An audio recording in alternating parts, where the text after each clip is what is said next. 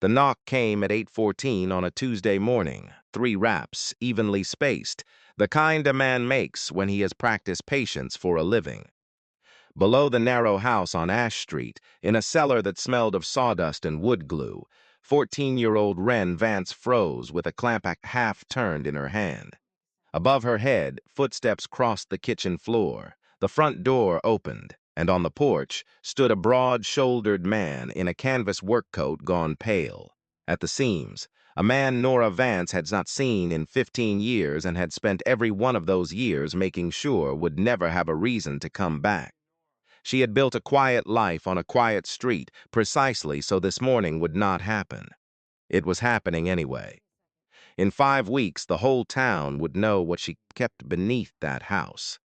For now, there was only the cold river light, a stranger's shadow on the welcome mat, and a sound from somewhere under the floor that made her reach back and pull the door half shut behind her.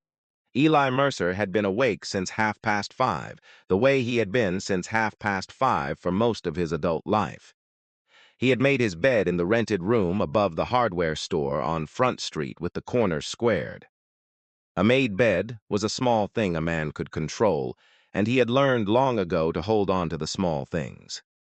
On the windowsill sat a brass plumb bob, worn smooth on one side from years of his thumb. It had belonged to a sergeant first class named Roy Tallman, and Eli kept it where the morning light could find it.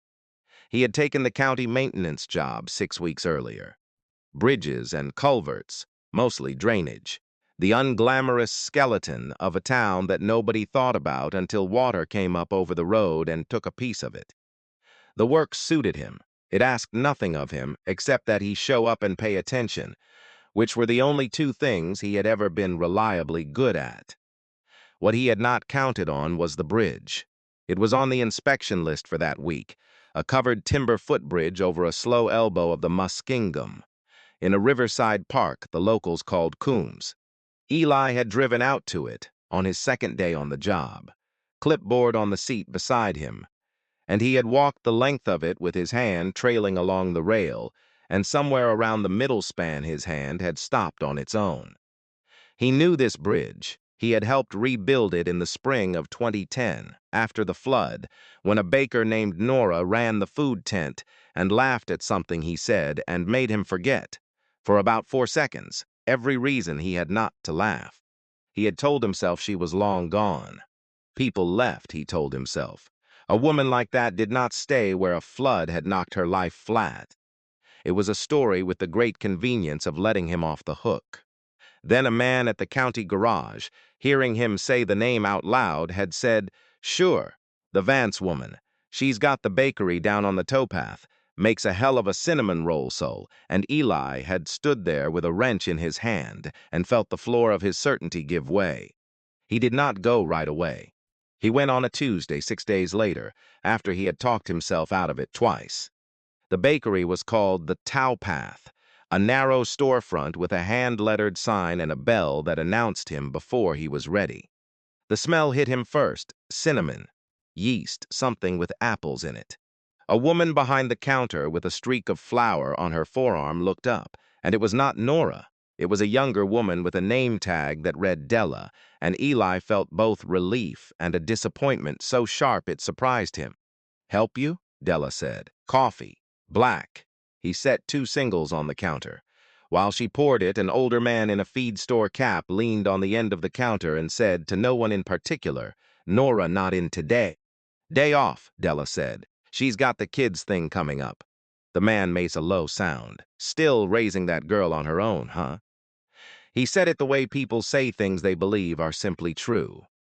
The way a man comments on weather. "Long time to do a thing by yourself." Della's mouth went flat. She slid the lid onto the cup harder than she needed to.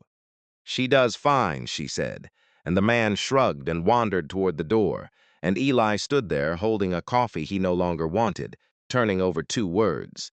The kid, by herself. He drank the coffee in his truck in the parking lot for a long time. Then he asked Della on his way back in for a napkin he did not need, where Nora lived these days. Della looked at him a beat too long, the way a person does when they are deciding whether they are about to make a mistake. Ash Street, she said finally. Yellow trim. You a friend of hers? Old one, Eli said, which was true and also nothing close to true. Ash Street was 4 blocks up from the river, a row of narrow houses with deep porches and old oaks whose roots had buckled the sidewalk into a slow gray wave. The yellow house was third down. Marigolds had gone leggy along the path, and the porch boards had been painted so many times the latest coat could not hide the topography underneath. Somebody took care of this place on a budget and on weekends. Eli understood that kind of care. He'd done his whole life on both. He stood at the bottom of the steps longer than made sense. A school bus groaned past 2 streets over. A dog barked and gave up. The air smelled of wood smoke and wet leaves and the particular mineral cold that comes off a river in late October, and Eli, who had walked into rooms in 3 countries without his pulse changing, found it going now like a man half his age.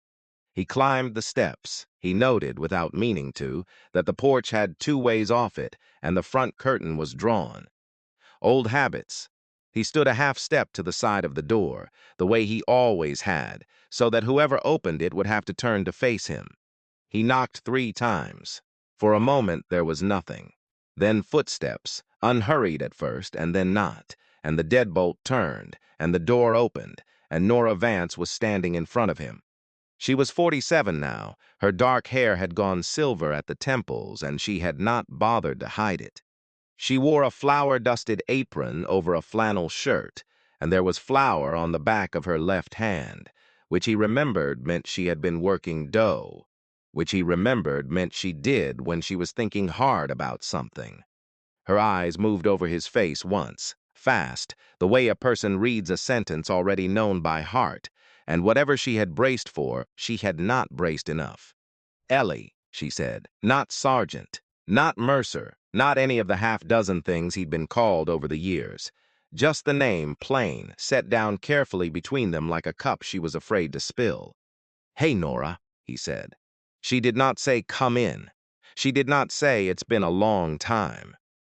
She stood with one hand still on the edge of the door and looked at him, and behind the surprise in her face, something else moved, something that looked almost like fear, and Eli had spent enough years reading faces under pressure to know the difference between being surprised to see a man and being afraid of what his arrival might cost. Then it came, from inside the house, from somewhere past the kitchen, from somewhere that sounded lower than the floor they stood on. A small sound. A scrape, the leg of a chair or a stool dragged an inch across a hard surface by someone trying very hard to make no sound at all. Nora's eyes did not leave his, but her shoulders changed. Her hand tightened on the door. Give me a second, she said, and her voice was even, which cost her something. She stepped out onto the porch with him, into the cold, and she pulled the door almost closed behind her, just enough to hide whatever lay on the other side, just long enough to decide what she was going to let him see. Eli did not lean to look. He stood where he was, a half step to the side, hands loose at his sides, and listened to a town going about its Tuesday, and waited. He had crossed an ocean, come home, crossed half a country, and finally 4 blocks up from a river to stand on this porch. Whatever was behind that door, he had a feeling he had already waited 15 years to find it. She was gone, perhaps 30 seconds. Eli heard her voice on the other side of the door, low and level, the cadence a person uses on someone who is frightened. Not the words, just the shape of them. Then the door opened all the way, and she stepped back and said, "Come in. I'll make coffee." The house was warm and close, and smells of cinnamon laid over something older, lemon oil and old wood. He ducked under the door frame and again under a low beam and stood in the small front room, feeling the way he always felt in other people's homes. Too large, a man built for outdoor work folded into a space made for ordinary lives. A braided rug worn pale down its center, a shelf of paperbacks with cracked spines. On the wall, a framed photograph of the river, and beside the kitchen door, half hidden, a child's height marked in pencil up the door frame, a ladder of small dates climbing toward his shoulder. He did not sit until she told him to. He took the end of the couch, which complained under him, and his knees came up higher than he'd have liked. Through the doorway, he could see her in the kitchen, her back to him, and he watched her measure grounds into a battered steel percolator by eye, no scoop, the way a person does a thing 10,000 times. "You found the bakery," she said, not turning around. "Man at the county garage told me. I'm working maintenance now. Bridges, mostly." He paused. "I came back 6 weeks ago. I didn't know you were still here." The line of her shoulder said something to that, though he couldn't read what. "Where did you think I'd be?" "Gone," he said, "somewhere with less water in it." She made a sound that wasn't a laugh. "I thought about it, after." She set the percolator on the burner and stood watching it the way you watch a thing, so you don't have to watch the person behind you. "But this is where my mother is buried, and the bakery was for sale cheap on account of the flood. And I had," she stopped, "the smallest hitch, there and gone. I had reasons to stay." He let that sit. He had learned that most of what people told you came in the space after you stopped asking. The coffee came in 2 mismatched mugs, his chipped blue one warm in his hands, and she took the chair across from him and wrapped her own mug in both palms and did not drink from it. The flower was still on the back of her left hand. She caught him noticing and turned the hand over in her lap. "You still bake when you're nervous," he said. "I bake when I'm awake," she said. "It's a living now, not a tell." But the corner of her mouth moved, and for a second she was 32 again in a food tent in the rain. And so was... They talked, in the careful way of people stepping across a frozen pond, testing each board before they trust it. She told him about the bakery, the regulars, the man who'd ordered the same loaf every Thursday for 11 years and then one Thursday didn't, and how that was the part of the work nobody warned you about. He told her about a culvert that finally drained right after a hard rain, and she watched him talk about drainage the way a person discusses something holy, and decided he had not changed as much as 15 years should have changed a man. He told her about the bridge. "Coombs Park," he said. "The covered one. It's on my list this month. I walked out on it and..." He turned the mug in his hands. "I helped build that thing. Spring of 2010. Half the design was mine, the part nobody fought me on. I put my hand on the rail last week, and it was like the rail put its hand back." She had gone very still. "That bridge is how I met you," he said. "I know how we met," she said quietly. She did know, but the knowing had gone smooth and round in her, a stone carried in a pocket for 15 years, and she had stopped letting herself turn it over.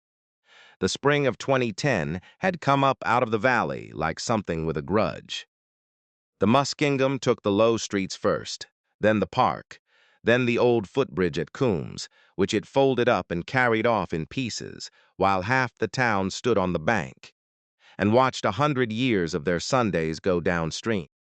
When the water pulled back, it left mud to the windowsills, a smell that didn't leave till July, and a town needing 100 things at once and able to pay for about 6. The Army engineers came in on the 3rd day. Eli Mercer among them, a staff sergeant then, 33 years old, sleeves rolled, boots ruined, running a pump crew by day and not sleeping much by night. He'd grown up 2 counties over. Poor enough to know what a flood took from people without margin, and he worked the cleanup like it was personal. The food tent was Nora's. She'd lost the lease on her first bakery to the water and channeled the particular fury of a person with nothing left to lose into feeding everyone else. 300 meals a day, off 4 propane burners, and a generator that quit whenever it felt like it. Eli came through her line on the 5th evening, gray to the elbows, and she took one look at him and put a second helping of red beans on his tray without asking. "You look like the generator," she said, "about to quit." "Generators got the right idea," he said. It was not a remarkable exchange. Neither could have said, afterward, why it was the one that stuck. But he came back the next night, and the night after, and somewhere in the 2nd week, he started staying to help her break down the tent, stacking the burners and coiling the cords with a care she noticed. Because she noticed how people handled things they didn't own. The bridge was the fight that made him visible to the wrong person. The flood committee met in the firehouse on Green Street. Folding chairs, bad coffee, a projector that washed everything pale. The man running it was the county's project manager, a sharp-dressed administrator named Garrett Whitlow, who had a contractor he liked and a design to match. A flat deck replacement, cheap and fast, the third pier set square in the channel. Whitlow presented it the way he presented everything, as a decision already made that he was generously allowing the room to agree with. Eli had not planned to say anything. He was a guest technically, an active-duty NCO whose unit was rotating out in weeks. But he'd walk the site, and he'd run the numbers on the back of a meal ticket. And when Whitlow asked for comments in the tone of a man who expected none, Eli stood up. He didn't make a show of it. He said the channel narrowed at that bend, and the current loaded the upstream face hard in a flood event, and a square pier set there would scour at the base, and the flat deck would torque against it, and the first hard freeze that locked the joints would do the rest. He said it would not fail this year. He said it would fail in about 6, quietly, probably at night, probably with nobody on it, if they were lucky. Then he sat down.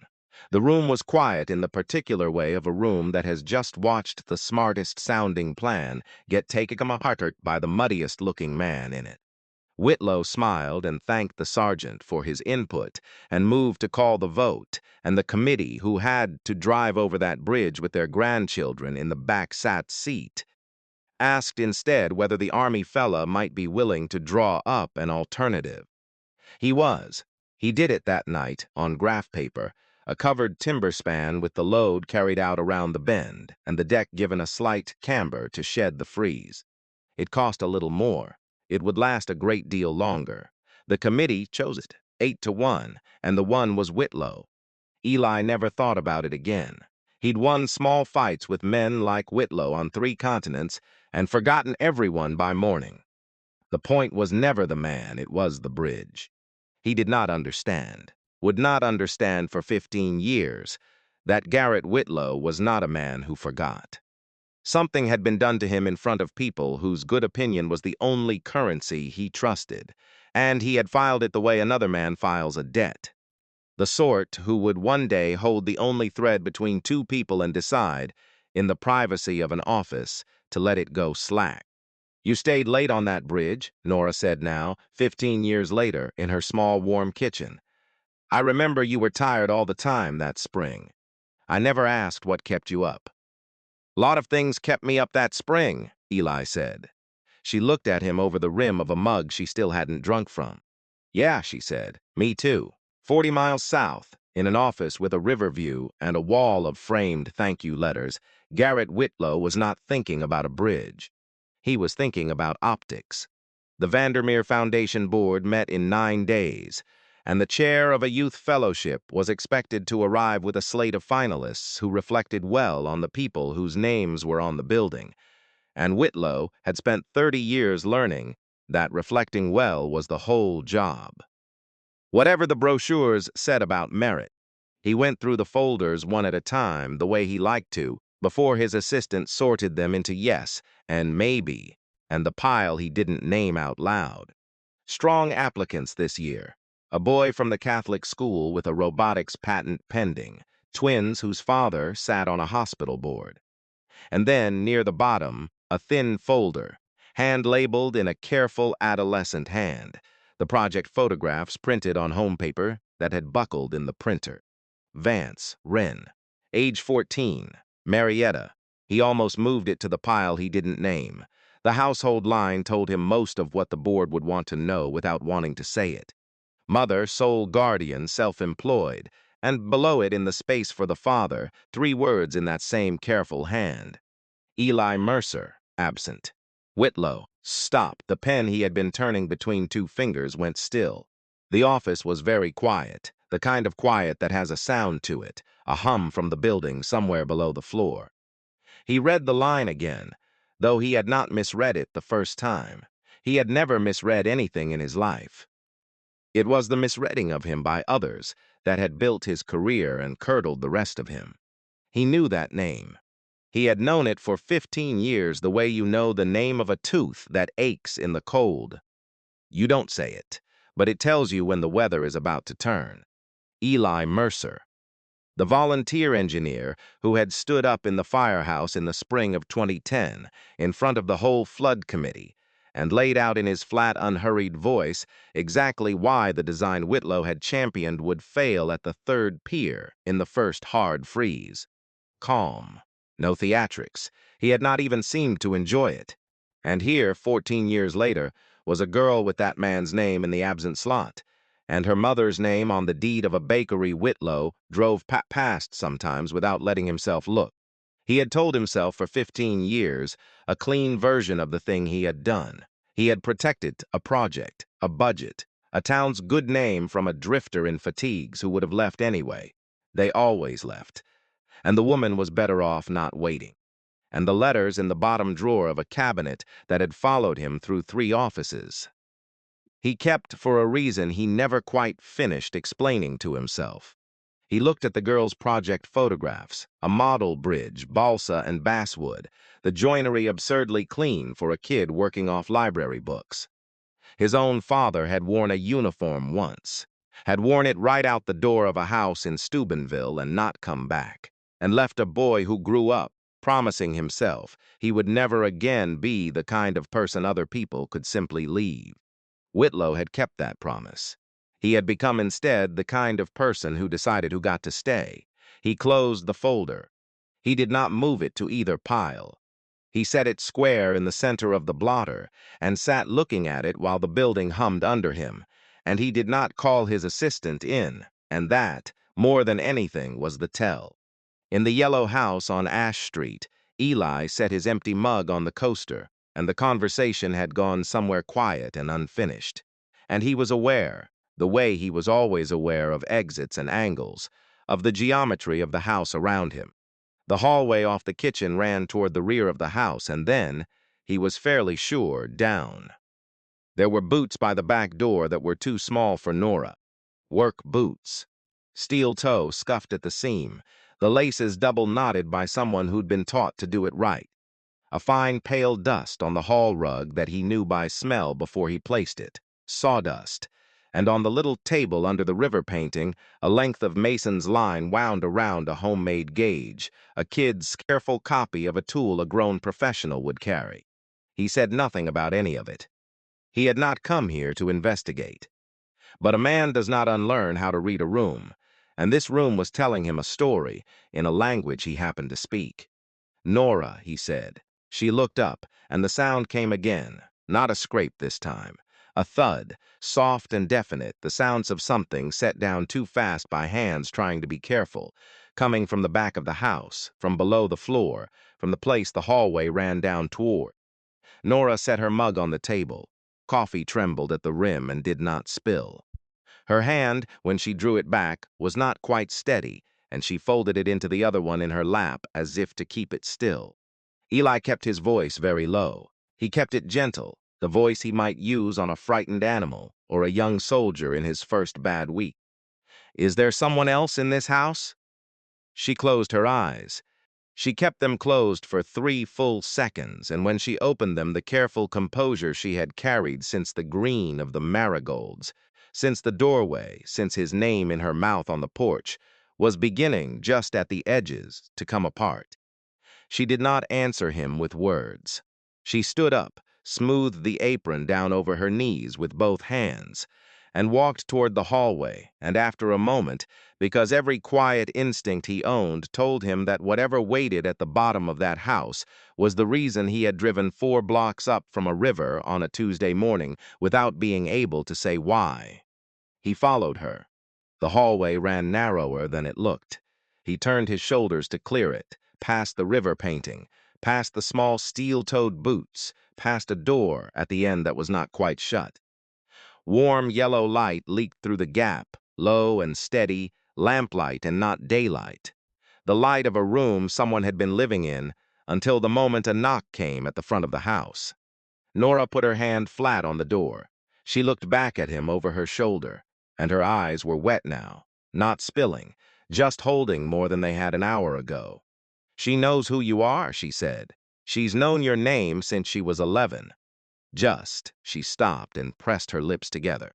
Just let her decide what this is. He did not understand the sentence yet. He would, in about a minute, understand it for the rest of his life. She opened the door. The room beyond was larger than the house had any business holding.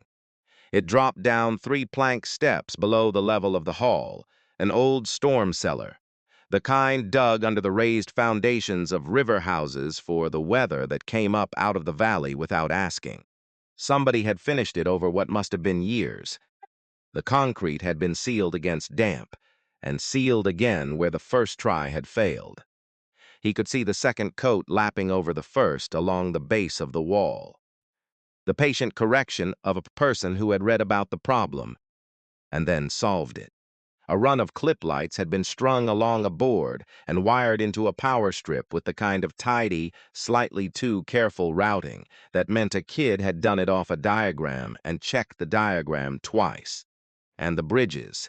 They were everywhere, on shelves, on a long workbench, on the floor where the big ones wouldn't fit anywhere else.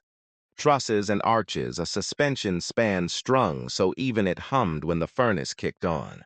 A cantilever reaching out over nothing, a cable-stayed thing no bigger than a shoebox, with its tower plumb to the quarter degree.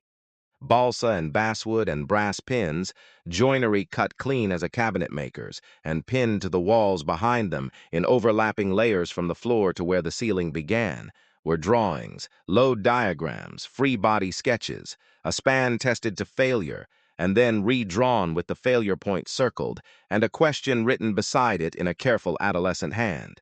Why here? 3 years of it. A whole world of it, built under a house, by lamplight, by someone trying to reach a person across a distance no bridge could span.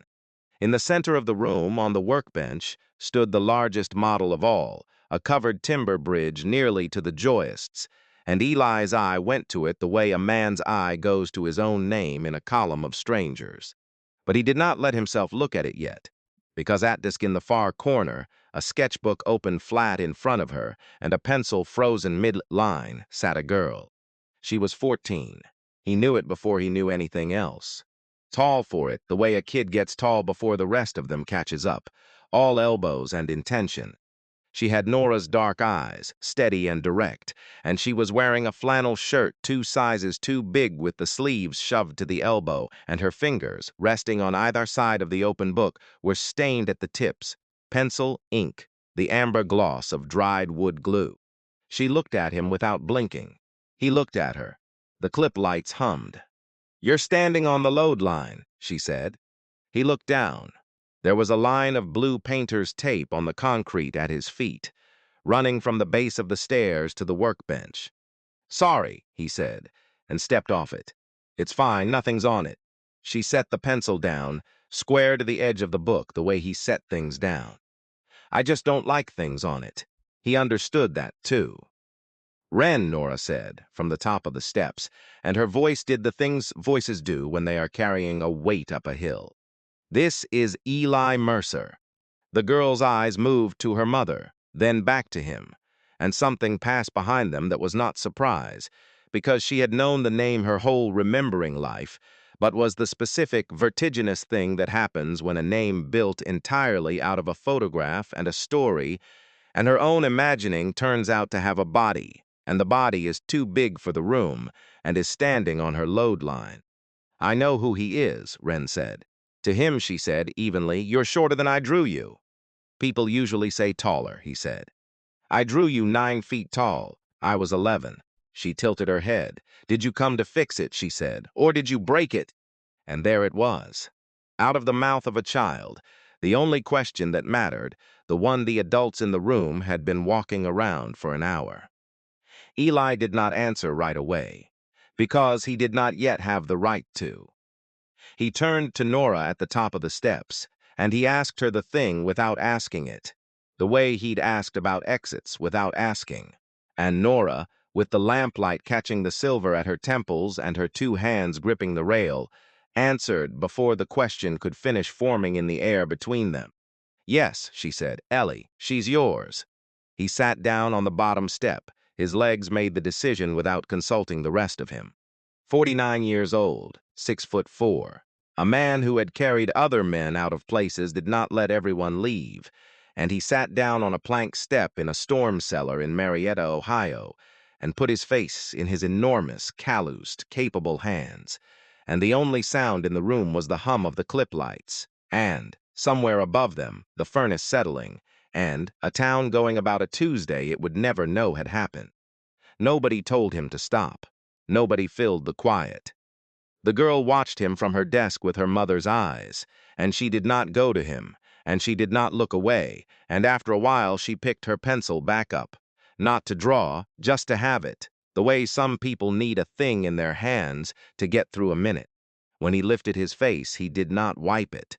He had spent too many years performing composure to waste any on the two people in this room who had earned the truth from him. 3 years, he said, looking at the walls. You've been down here 3 years. About 3 years. Wren stood up and crossed to the workbench, and standing put the top of her head about level with his shoulder when he rose. Mom told me about you when I was 11. She told me you were a soldier, and you built bridges, and then you were gone. She said it without accusation, the way she'd circled a failure point and written why here. I didn't have a picture for a long time, so I built the thing you did instead. I figured if I learned how the bridges held up, I'd understand the man who. She stopped, shrugged one shoulder, the gesture so much Nora's that the breath went out of him. Anyway, I got good at it. You got good at it? He agreed. There was nothing soft in how he said it. A professional assessing a professional, and the girl heard the difference, and something in her shoulders eased a quarter inch. Somewhere in the country tonight, there is a person standing at a door they have meant to knock on for years. And if that's you, follow this story to the end, because what these two find on the other side of theirs is the whole reason it's worth the knock. There's a competition, Wren said, because it was easier to talk about the work than about the rest of it. The Vandermeer Fellowship, engineering track, my age group. 5 weeks out. She pulled a clipboard off a nail. You submit to portfolio 12 builds, and then they do it live. You present, and they load test one of yours in front of everybody until it either holds or it doesn't. A beat. I have 9 that are good, I need 12. Then you've got time, Eli said. You don't know that. I know what 9 good ones means when they're this good, he said. 3 more in 5 weeks is nothing. You've got the hard part done. The hard part was learning to see it. He nodded at the wall of failure diagrams. You already know how things fall down. Most engineers twice your age are still guessing. She looked at the walls as if seeing it through his eyes for the first time, and that brief unguarded thing crossed her face again, the look of a person handed something they had wanted too long to let themselves ask for. He reached into his coat pocket then and took out the plumb bob. He had carried it so long he no longer registered the weight of it. Brass gone, soft shined on one side from his thumb. He set it on the workbench between them. Your cable-stayed tower's a half-degree off, he said. You can chase it with a level all night and never catch it. Hang this off the top and let it settle. The string doesn't lie and it doesn't care how late it is. He showed her, holding the line, letting the bob find its own true down. Belonged to a man named Tallman. He taught me everything I know that's worth anything. He used to say, Eli's throat worked once. He used to say, build it like someone you love has to cross it. Wren took the plumb bob. She held it up, watched the brass swing and still, and her face did the thing again, briefer this time. And then she turned to the cable-stayed bridge and went to work, and she did not say thank you, because she was his daughter, and she didn't yet know that about herself. He let her work. He stood up off the step, and finally let himself walk toward the center of the room, toward the big covered bridge on the workbench, the one his eye had snagged on the moment he came down the stairs. He came around to the upstream side of it, the way he'd have walked the real thing, hand out, not quite, touching. And he stopped. He stood very still in the lamplight, looking at the model, at the line of the trusses and the set of the third pier, and the particular way she'd carried the load out over the water. And the blood went out of his face. He knew this bridge. He knew it, the way you know a face in a crowd before you know the name to put on it. The third pier, the way the load carried out over the water and gathered itself before the far abutment. The covered top with its slight, deliberate camber, a thing he'd argued for in a firehouse in 2010 against a man who wanted it flat and cheap. It was Coombs, it was his bridge, the one he'd put his hand on last week and felt the rail put its hand back. He stood there with the blood gone out of his face and did the only thing his training had ever taught him to do when the ground moved. He held still and counted what was in front of him. "Where did you get the drawings for this one?" he said. His voice came out level. It took something to keep it there. Wren glanced over from the cable-stayed tower, the plumb bob still swinging in her hand. "There aren't any. There's a photo." She crossed to a corkboard by the desk and tapped a curled snapshot pinned at one corner. "Mom had it in a shoebox. I found it not long after she told me about you. I liked the bridge, so I built it." She said it the way she said everything, plainly, a fact among facts. "It took me 4 tries. The first 3 kept failing at the same spot." Eli went to the corkboard. The photograph was 15 years old and had the soft fade of a thing handled too often. A covered timber bridge, new built, the wood still pale before weather got to it, a wide brown river behind. And on the bridge, mid-law, one hand on the rail and the other shading her eyes against the sun, stood a younger Nora, 32 and unguarded, looking at whoever held the camera the way a person looks at someone they have decided to trust. He had held that camera. "The third pier," he said. He could hear his own pulse. "You said the first 3 failed at the same spot." "Yeah." Wren came and stood beside him, looking not at the photo but at the model, frowning at it, the way she frowned at everything she'd had to beat. "The span wanted to twist right where it meets the third pier. The photo doesn't show why. It's just the outside. So I had to figure it. I added a cross brace under the deck the camera can't see and let the pier take the load at an angle instead of straight down." She shrugged the one-shouldered shrug. "It's not how it looks like it was built. But it's how it should have been built. You can't have it wanting to twist. Somebody's walking on it. A beat, almost to herself. It has to be safe for whoever crosses." Eli did not say anything for a moment, because in the spring of 2010, on the real bridge, the span had wanted to twist at the third pier. He had felt it during the load walk, a wrongness under his boots that the committee's engineer waved off, and he had gone back after dark with a flashlight and a notebook and added, against the approved plan, an extra cross brace under the deck, carrying the load to the pier at an angle instead of straight down. He had never written it up. It was the kind of quiet correction a man makes and tells no one, because the point was the bridge, not the credit. And here, 15 years later, a girl who had never seen the underside of it, working from a snapshot of the outside and the inside of her own head, had found the same flaw and built the same fix. Not because she'd read his notes. There were no notes. She'd found it the way he'd found it, because some part of how he saw us load was sitting in her hands, and neither of them had put it there on purpose. "Wren," he said, "I need to tell you something about this bridge." She looked up. "I built it, the real one." Coombs Park, spring of 2010. He touched the model's deck, light, the way he'd touched the rail. I was the volunteer engineer. Half the design was mine, and that twist at the third pier. He stopped, started again. I caught it on the load walk and went back at night and braced it. Same brace, same angle. I never told anybody I did it. He looked at her. "You found it on your own." "From the outside. You found a thing I found, the same way I found it. There's a word for that, and it isn't talent. Talent's the easy part." The girl's face did several things and settled on none of them. She looked at the model and then at the photograph of her mother laughing on a bridge her father had built, and then at her own ink-stained hands, and Eli watched her understand. In the wordless physical way, the young understand things before they have language for them, that she had been reaching across a distance toward a man who had been standing all along, inside her own hands. It was Nora who made the sound.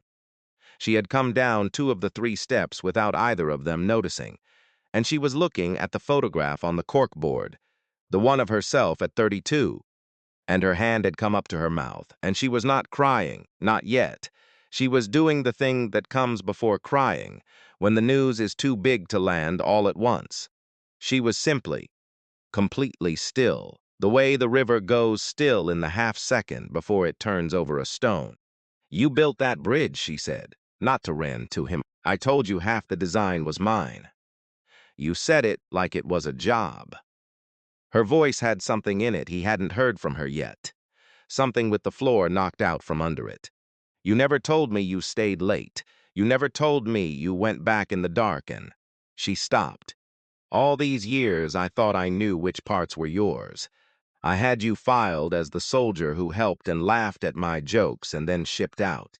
I didn't have you filed as—" Her hand moved at the model, at the girl, at the whole impossible room.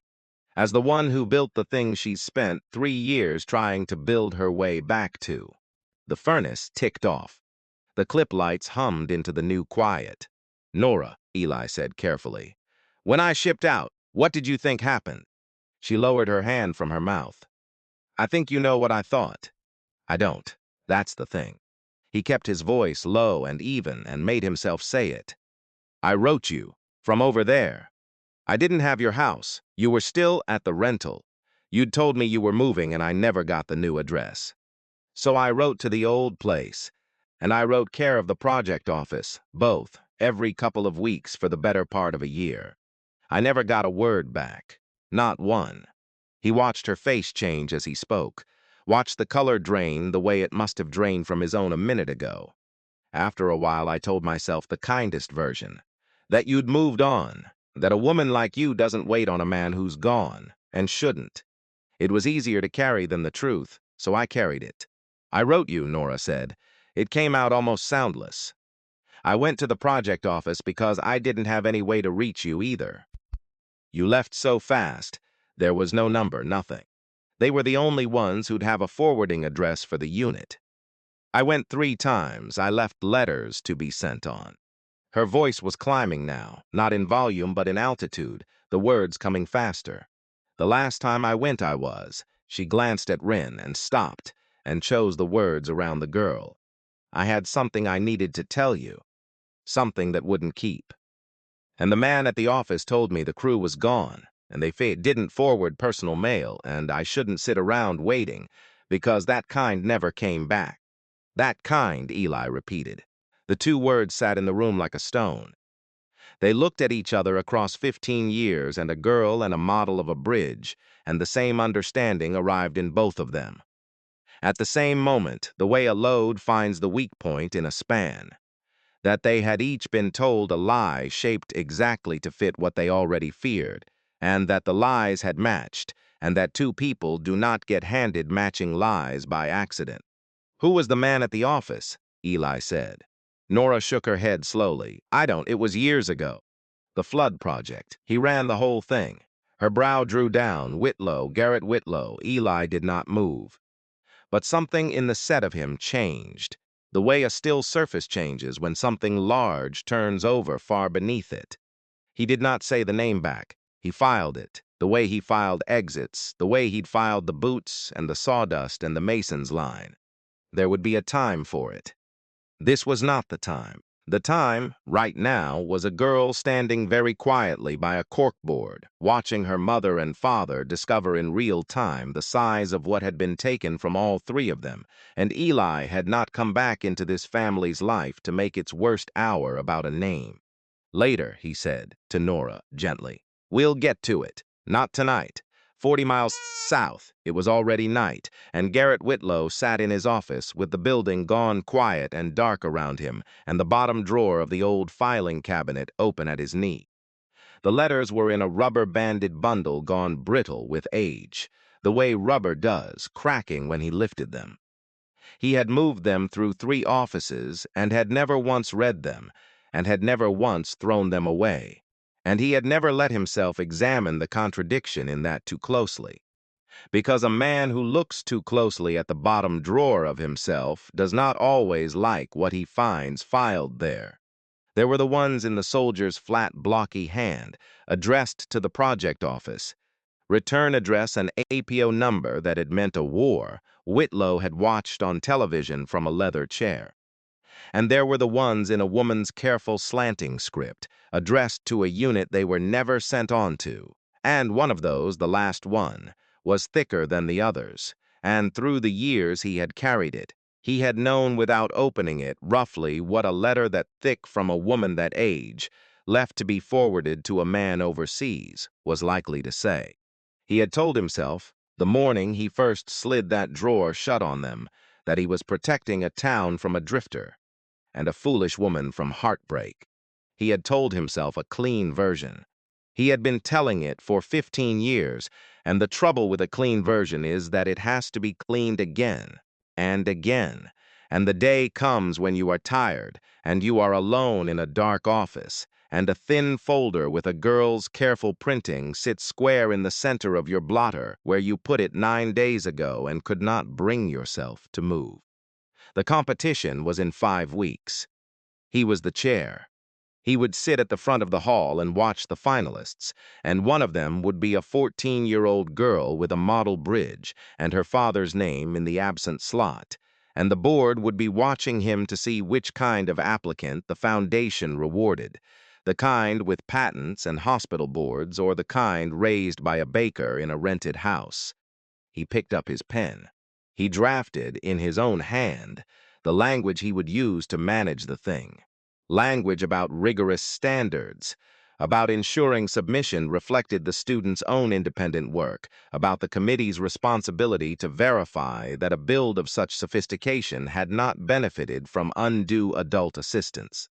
It was reasonable language. That was the poison in it.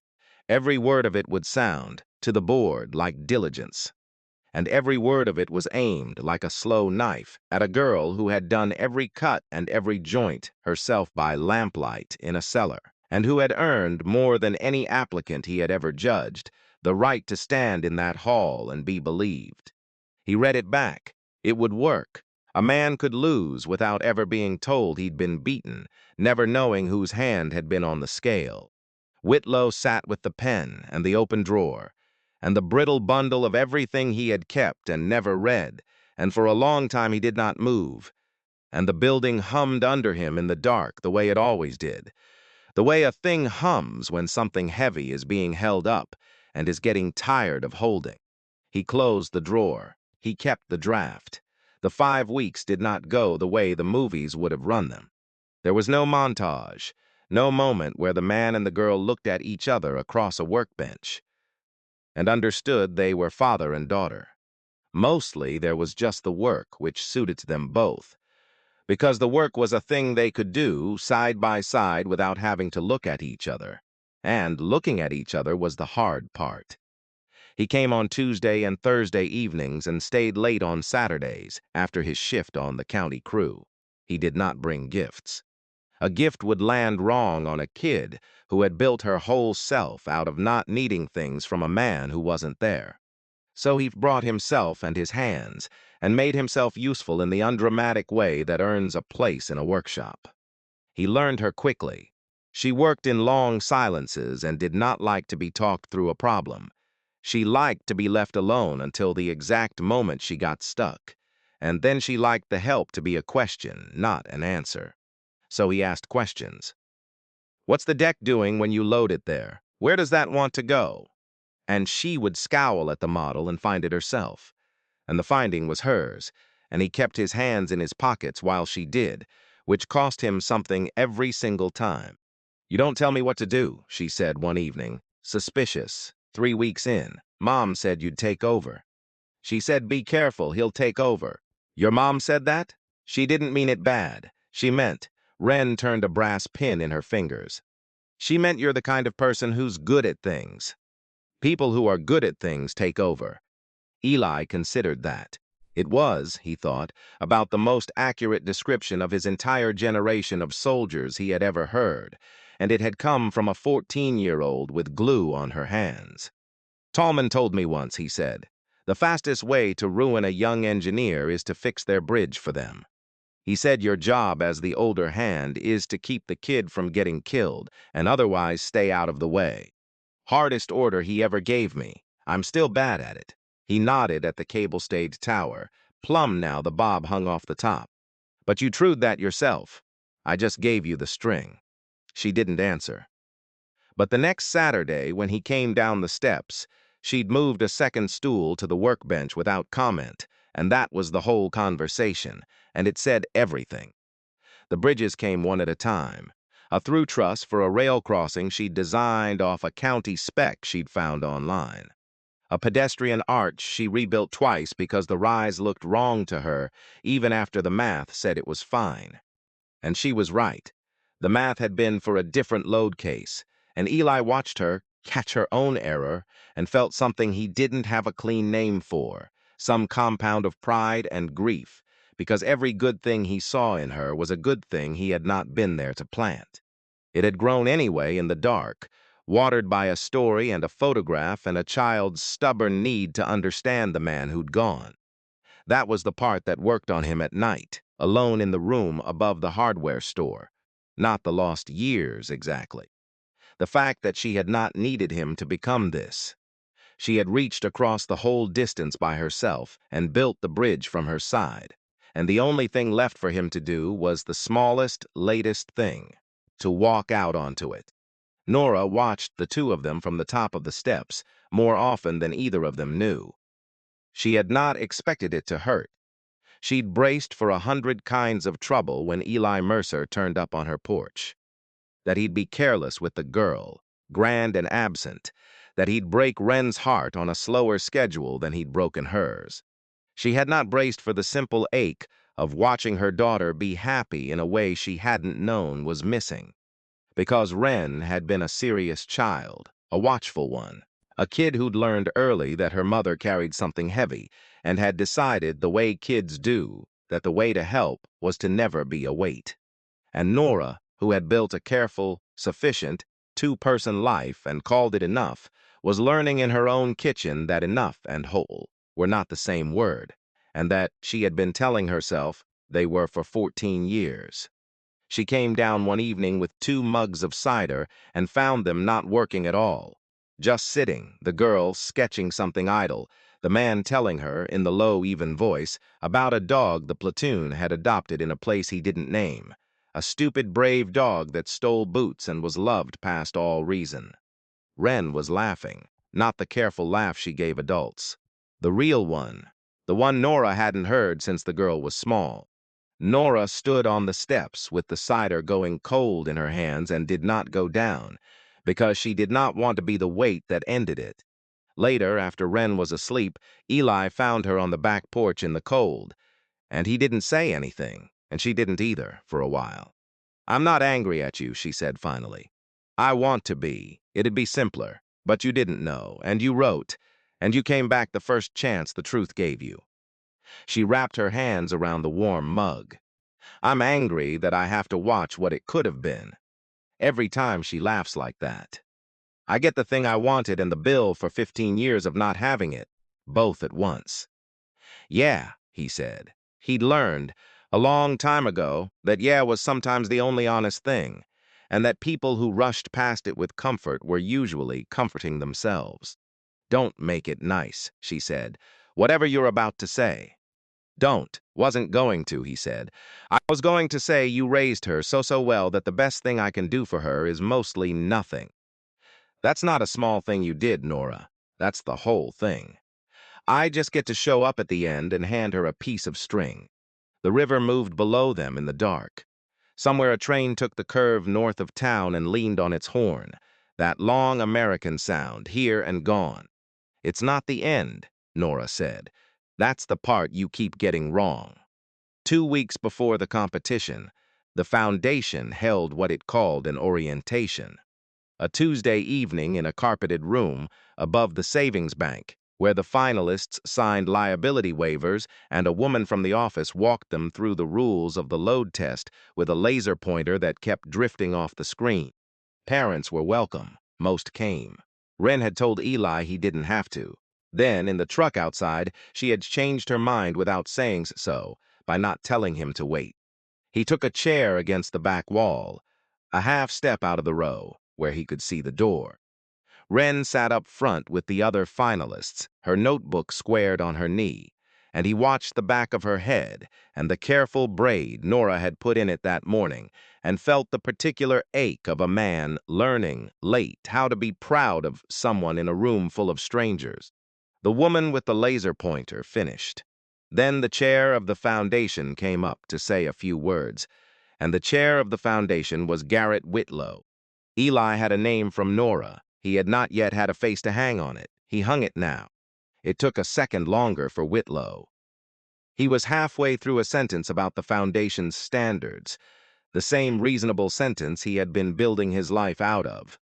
When his eyes did the thing a chairman's eyes do, moving over the room to gather it, and they passed across the back wall and stopped on the big man in the canvas coat sitting a half step out of the row. The sentence did not finish cleanly. There was a hitch in it, small, the kind only a person watching for it would catch, and Eli was a person watching for it. 15 years fell off the man at the front of the room. Eli watched it happen on his face. The firehouse, the flood, the design that would have failed at the third pier, the project office with its forwarding address that never forwarded anything.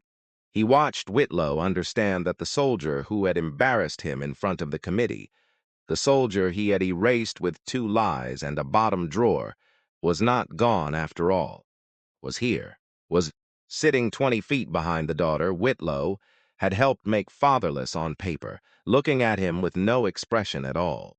That was the part that landed. Not anger. Eli gave him nothing to push against. He just looked, flat and unhurried, the way a man reads a load he already knows is going to fail. Whitlow got through the rest of it. Eli would give him that. He was a professional at getting through things. He thanked the finalists. He wished them luck. He did not look at the back wall again, which was its own kind of looking.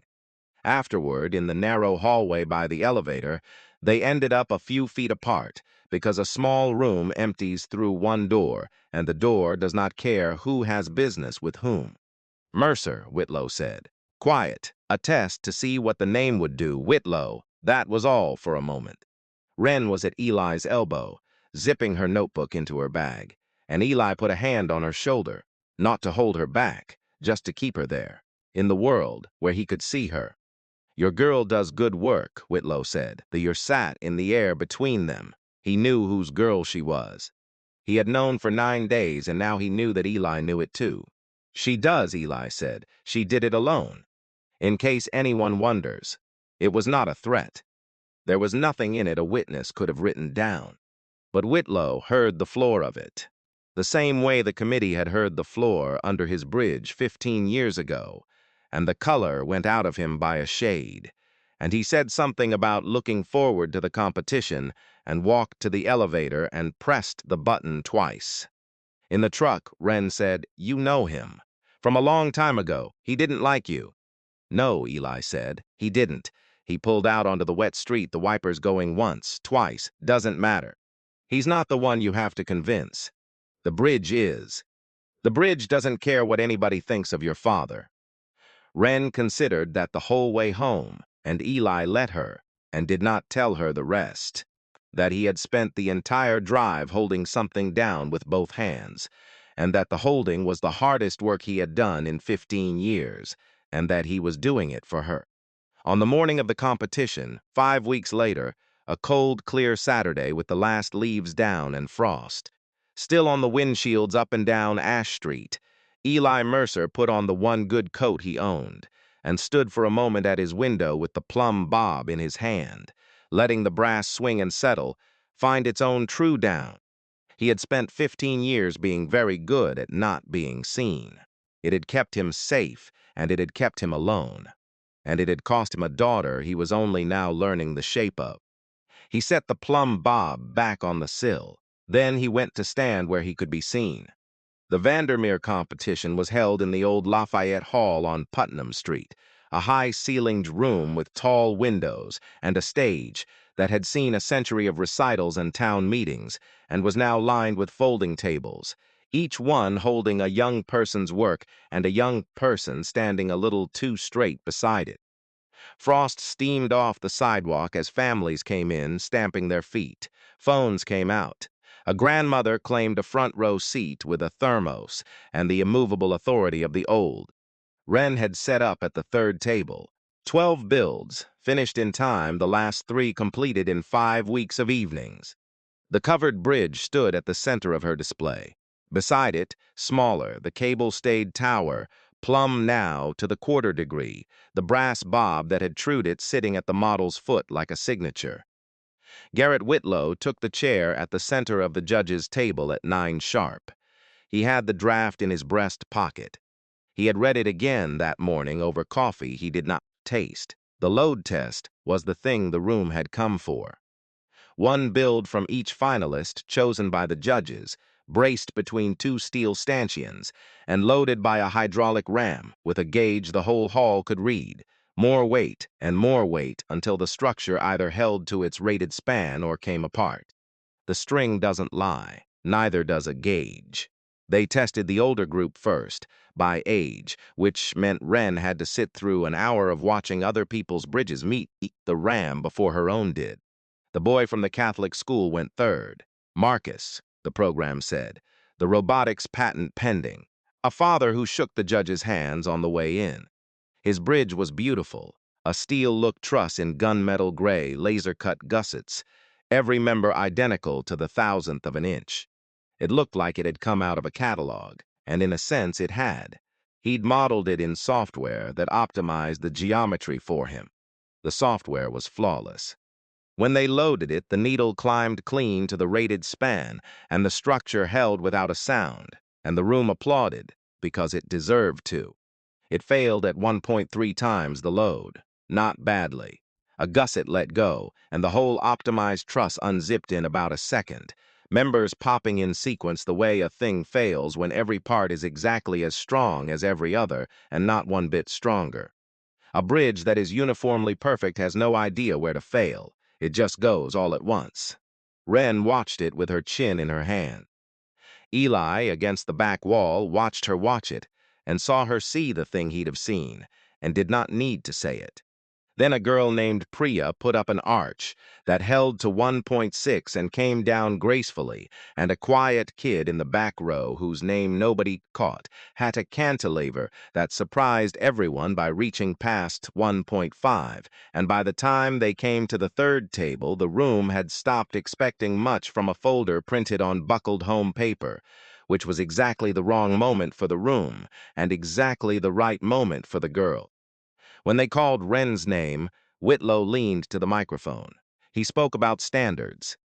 He spoke, in the reasonable voice that had built his life, about the committee's duty to ensure that work of unusual sophistication reflected the independent effort of the student. That, where a build showed, as he put it, professional-grade judgment. The panel had a responsibility to its donors, and to the other young people in the room, to ask how a 14-year-old, working without formal instruction, had arrived at it. He did not say her mother was a baker. He did not say the word absent. He did not have to. The slow knife was built so that he never had to. A murmur went through the families. Wren stood very straight beside her bridge, with her chin level and her ink-stained hands folded in front of her, and she did not look at her mother, and she did not look at Eli standing against the back wall in his one good coat where he could be seen. And Eli felt the old animal thing rise in him, the readiness, and he did not move, because the lesson of his whole life was that the load is carried best by the part built to carry it. And this load was hers. Test it, Wren said into the silence. Clear, even, 14. You can load it till it breaks. I'd rather know than wonder. They loaded it. The ram came down and the gauge climbed and the covered bridge took the weight and took more. The little camber Eli had argued for in a firehouse 15 years ago, doing exactly what camber is for, and the third pier carried its share at the angle she had braced it to carry, and the needle went past the rated span and kept going. And somewhere past twice the required load of basswood cord finally crushed at the abutment. Not at the third pier, never at the third pier.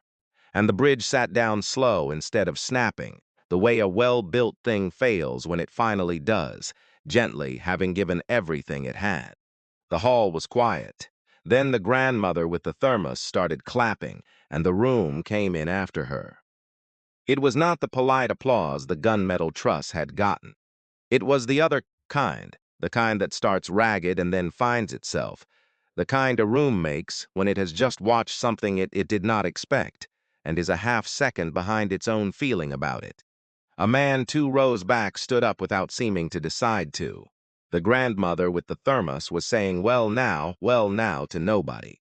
Somebody's phone, still filming, caught all of it, and would, in the small way these things travel, carry it past the doors of Lafayette Hall, to people in other towns who would watch a 14-year-old dare a panel to break her bridge and feel something they couldn't quite explain about their own unbroken doubts. Marcus, the catalog bridge boy, was clapping too.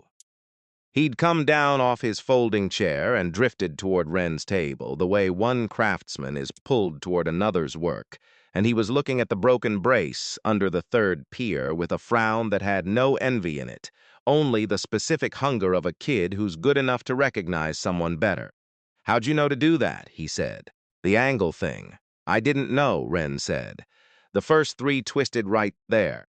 I got tired of rebuilding it, so I asked it where it wanted to break and built it so it couldn't." Marcus took that in. "My software doesn't have a setting for where it wants to break," he said, and it came out half a complaint and half a revelation, and Wren almost smiled. "Yeah," she said, "that's the setting."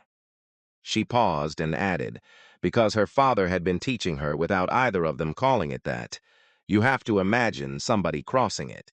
The software doesn't love anybody. That's the part it can't do." Across the hall, the judges were conferring in the low, urgent murmur of people, rearranging a decision they had walked in already holding. One of them, a lean, older man with engineer's reading glasses, pushed up into white hair, had come down off the dais during the test and was crouched at the wreckage of the deck, turning a section of it in his fingers. He stood up slowly. "Young lady," he said, "who taught you this joint?" "Nobody," Wren said. "I worked it out." "You worked it out." He turned the broken brace toward the light. "This is a field expedient. How you brace a span when you don't have the steel you're supposed to have, and a column of men still has to cross by morning. I spent 2 years in a combat engineer battalion and never saw it done this clean." He looked up, scanning the hall the way men of his generation scan a room for the person who'll understand them. "Who in here taught this child field bridging?" And the room, following his eyes, turned by degrees toward the big man in the plain coat standing against the back wall, who had been trying so hard not to be seen. Eli did not make a speech. He never would.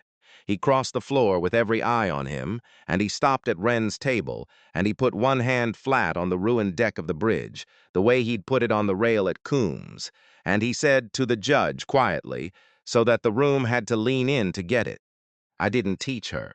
She found it on her own, from a photograph." He paused. "I built the bridge in that photograph. The footbridge at Coombs Park in 2010. I was the volunteer engineer. The brace under the third pier is mine."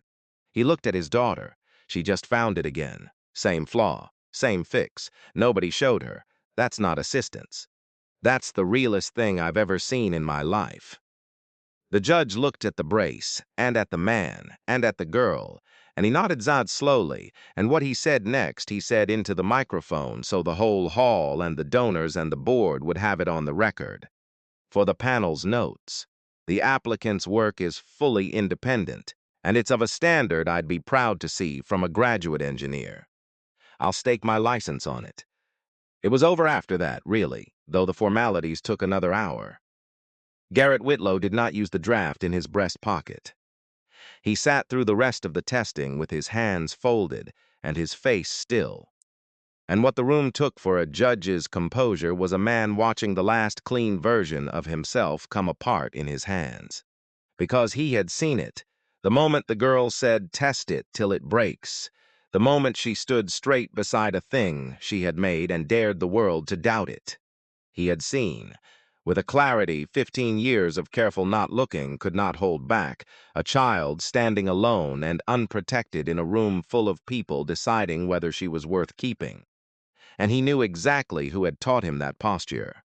He had stood that way himself, a long time ago, in a kitchen in Steubenville, after a man in a uniform walked out the door.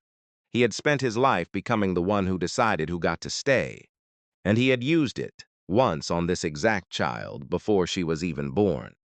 When the hall had mostly emptied, he found them near the back. The man, the woman, the girl packing the broken bridge into a box with the careful hands of someone who would rebuild it. He did not do it at the microphone. There was a kind of man who'd have made his confession a performance, and Whitlow had been too many kinds of man already. He took the bundle out of his coat. 15 years of letters, the rubber band replaced that morning with a new one because the old one had finally crumbled. He held it out, and his hand was not steady, and he said to Nora the only thing there was to say. These came to the project office, both directions. I never sent them on. He swallowed. Yours either. I told you he wasn't coming back. I told him you'd moved on. They weren't true. I knew they weren't true when I said them. He set the bundle in her hands because she had not moved to take it. The thick one's the last you wrote. I never opened it. I think I always knew what it said. Nora stood holding 15 years of her own handwriting and his. She did not say anything. There was nothing in her, just then, to say. She had built an entire life on a single load-bearing fact. That he had gone, and not looked back, and that she had been a fool to expect otherwise, and the fact had just been pulled out from under everything she'd stacked on top of it, and she stood in the emptied hall with the proof in her hands that the man had written, and never stopped, and that the silence she had survived had been manufactured by a stranger in an office, and she could not speak, because there were no words built to carry a weight that size, and she had spent her whole life refusing to ask anyone to carry her weight for her. Eli put his hand against her back. Just that. He did not say it's all right, because it wasn't, and he did not reach for the easy thing, the I knew it all along thing, because he hadn't known either. He just stood beside her so that she was not standing alone with it, which was the one thing, 15 years too late and exactly on time, he could finally do. Whitlow resigned that afternoon. He did not announce it. He left a letter on the foundation chairman's desk, 2 lines, no explanation that would have made him look better, and he named Ren Vance the fellowship's recipient in the same hand before he went, so that no one coming after him could undo it. Then he drove out of Marietta, past the bakery he had spent 15 years not letting himself look at, and this time he looked. He was never, by any account, a happy man afterward. But there are kinds of justice that arrive without anyone raising a hand, and the quietest kind is when a man is finally made to live inside the truth he spent his life keeping out. The crossing opened the following spring, in a donated bay of an old machine shop down by the river, 2 blocks from the bakery. It was Eli's idea and Nora's name for it, and the town's labor that built the benches and ran the power. A free build shop for kids whose families couldn't buy them away in, saws and basswood, and a wall of donated tools, and, on the door, a small brass plate that read, simply, for Roy Talman, who'd taught a poor kid from nowhere a trade and a sentence, and the difference they could make. Eli ran the Saturday sessions. The things the service had drilled into a man, the reading of a load, the patience, the way to teach a frightened beginner to trust their own hands, had not been made for a war and left behind in one. They were made for exactly this. Half the skilled hands in that shop turned out to belong to veterans, once people thought to ask. They had been there the whole time, in the culverts, the cabs, the maintenance bays, holding the unglamorous skeleton of the town together, waiting for somebody to need what they knew. Wren took the fellowship in the fall, came home weekends, and was insufferable about it in the specific way of a kid who has found her people. And she kept the plumb bob on her own windowsill now, where the morning light could find it. On a clear, cold Saturday near the end of that first October back, Eli and Wren walked out to the footbridge at Coombs Park to do the annual inspection together, clipboard between them, the river running slow and brown below, and the mist just lifting off it the way it does when the sun finally clears the trees. He showed her how to read the deck for the wrongness underfoot that a gauge can't catch. She found the third pier on her own and put her hand on the rail and stood there a while, feeling for it. "It's holding," she said. "It's holding," he agreed. They didn't say the rest of it. They were both the kind who didn't. But Eli stood on the bridge he had built and walked away from, and had been led back across by a girl who'd built it again in the dark without knowing whose hands she'd inherited. And he thought, the way a man thinks a thing he'll never say out loud, that some bridges a person builds, and some he only finds his way back to, and the trick of a life is learning which is which, before the river takes the chance away. The mist lifted. The river kept on, and the two of them turned and walked back the way they'd come, in step without trying, the way people do when they've finally got the same ground under them. He used to believe the years a person loses are simply gone. He doesn't anymore. He has seen what a kid can build in a cellar out of a photograph and a held breath, and he has learned, late and for good, that love does not need a person present to keep its shape, only someone willing, at last, to cross the distance back. The bridge was always going to be there.